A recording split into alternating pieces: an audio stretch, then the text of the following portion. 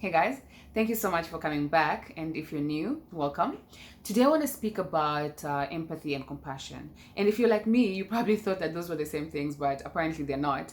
And I realized this when I read an article that my friend sent me. And that's what I want to talk about today, really. I found it very interesting, it says that empathy is when you join someone in their suffering. When, say, for example, your friend is sad, so you be sad with them, or you feel their pain, so if they're crying, you cry with them without necessarily offering solution. And this has reminded me also of an article that I read some time back about a common enemy, that these days we tend to form groups or come together as a result of something that we all hate. So if we hate our boss, then we are friends because we hate our bosses. Or if we hate someone, we become friends because we hate that person. But I feel like, okay, this can be a good thing. It can cause revolutions and all of that stuff, but I feel like sometimes it just causes unnecessary hate. The worst one is when someone hates a person, and so they go around rallying people to hate that person. Like, what sort of negativity is that even?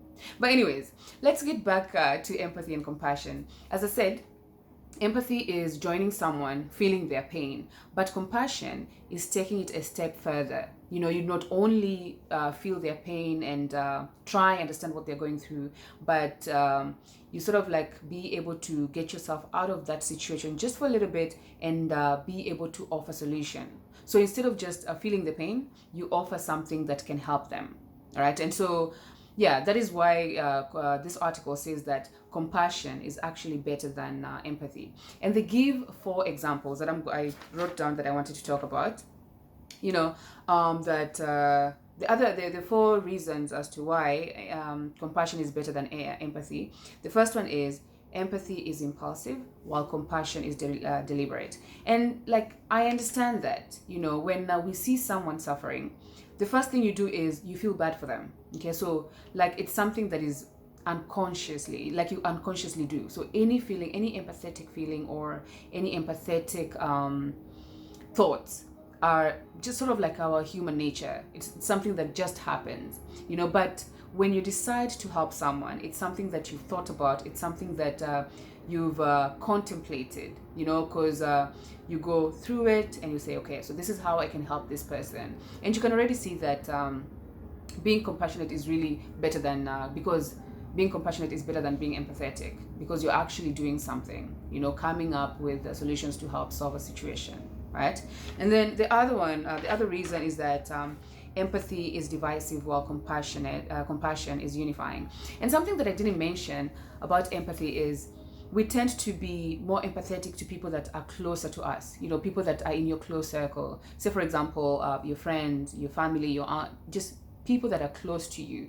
When you see someone going through something, a rough patch, you want to help them because you have some sort of you love them.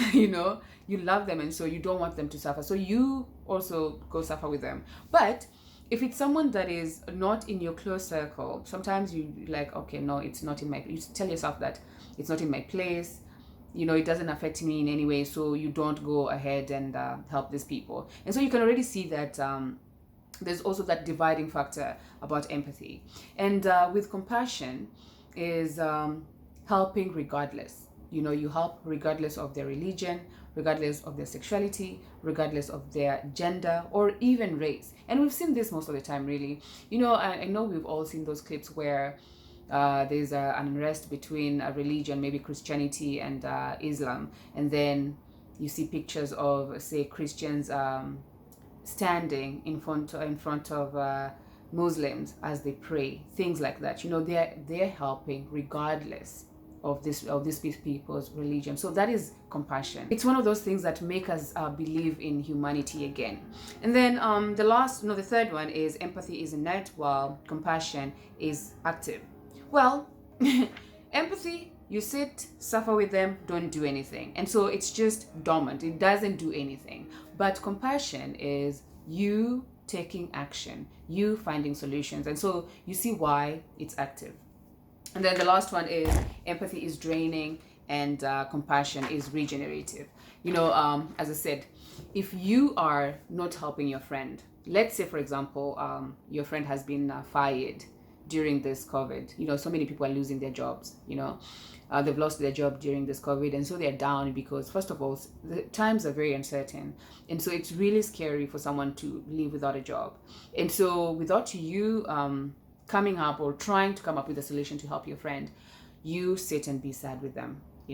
And this is not going to help because, okay, you're going to lie with them, and they're going to feel nice at that time, but they're always going to come back to you, and they're always they're always going to depend on you. And especially when you give someone a listening ear, they become comfortable and just always come back to you. But in the long run, it becomes a bit tiring. You also, at some point, you might not even have this time for this person to listen to them. You'll be like, it's always the same thing with this person. It's draining.